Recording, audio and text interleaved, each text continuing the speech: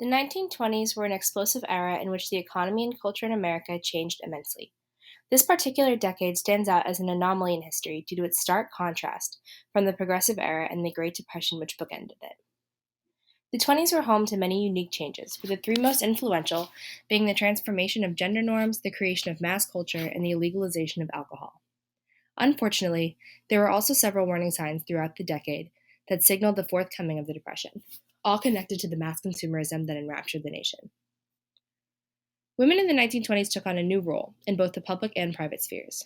Many associate this time period with the flapper girls, a young promiscuous woman who drank, smoked, and wore short skirts. In reality, this type of girl was not as ubiquitous throughout the country as was shown in the media or symbolized by women like Mary Pickford.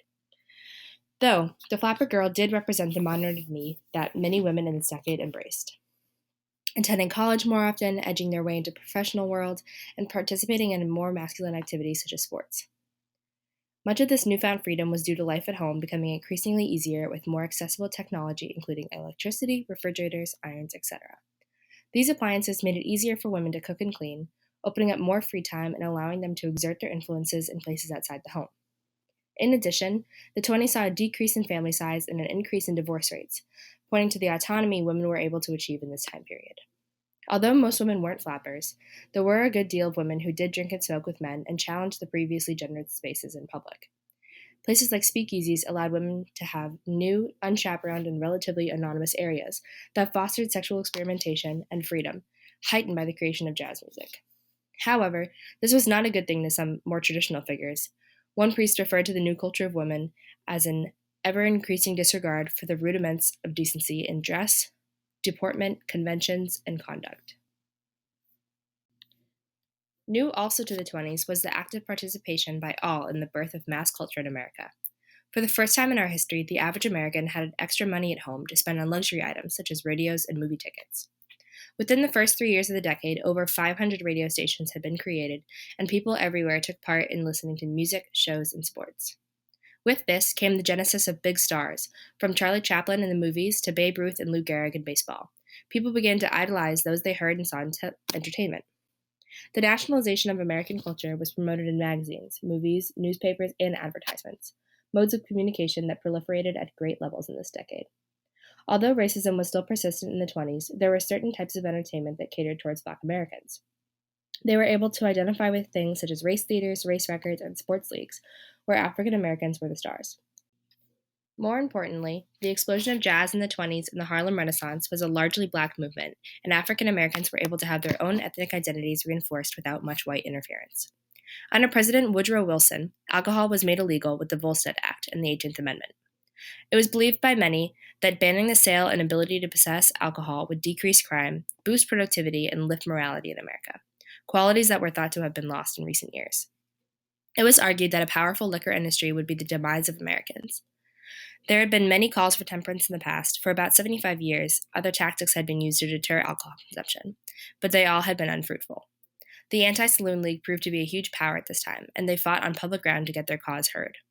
In addition, the media often depicted drinkers in the movies in a negative light, and liquor ads were often rejected by magazines. Schools began to have programs like the Scientific Temperance Instruction, which told of the horrors of alcohol consumption and educated children at a young age about the possible consequences of drinking. Interestingly, or maybe not surprising at all, was the fact that people running for office supported the prohibition, but they themselves did not abstain from drinking alcohol. Often, people saw alcohol as an issue for others but viewed their own consumption as harmless. Indeed, prohibition was largely a way for nativists to control the actions of immigrants and Black people who they saw as an urban problem. In any fashion, the manufacturing and sale of alcohol became illegal in 1920, and thus all practice was driven underground into the illegal market. Mob heads such as Al Capone in Chicago became extremely influential during the Prohibition, and organized crime thrived in speakeasies where liquor was secretly served. All of these changes in the 1920s made for an interesting and unique decade, but one that eventually caused the downfall of the United States in the following years during the Great Depression. Many factors contributed. However, most issues can be connected to the culture of mass consumerism in America during the 20s. The decade saw a torrent of production and consumption of material goods, including cosmetics, books, phonographs, radios, and household appliances. What was so attractive about these objects in this particular time period was their new simplicity and affordability. They set a new standard of living, which all able Americans actively sought out to live by. The American economy adopted Fordism, which depended on high levels of consumption, which, in turn, depends on higher wages.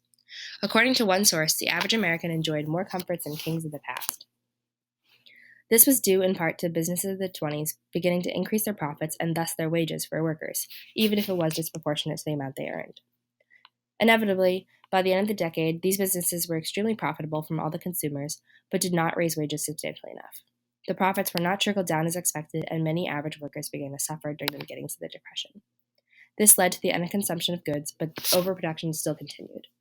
Not enough people were able to buy their products anymore, and the businesses suffered. Eventually, stocks began to drop due to businesses failing, and people frantically took their money out of the system to avoid losing their investments. What really hurt middle-class Americans was the fact that due to their newfound wealth, they were able to previously engage in the stock market, and therefore many lost a lot of money due to the crash. Despite efforts from the president at the time, Herbert Hoover, this cycle continued to damage the economy until the eventual Depression, and America did not truly revitalize until the beginning of World War II.